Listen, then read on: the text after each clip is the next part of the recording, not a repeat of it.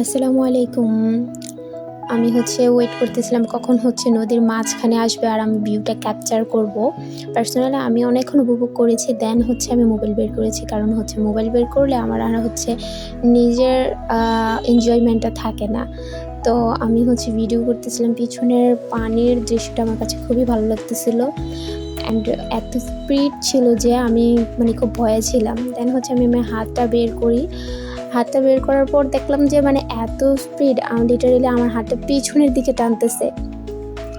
মনে হইতেছিল যেন আমি পাখির মতন পানির মধ্যে উঠতেছিলাম।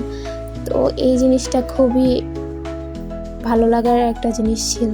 দেন এখানে কয়েকজন হুজুর লঞ্চের নামাজ পড়তেছিল। দেন অনেক লঞ্চ বডি দেখা যেতেছিল। আমার ভিডিওতে যতটুকু আসছে অতটুকুই আমি ক্যাপচার করেছি। দেন আমি আমার একটু শ্যুট নিই। আমিও পানির দিকে তাকাতে পারতেছিলাম না। আমি আসলে সাইডে বসছিলামই আমি ভিডিও শ্যুট করব।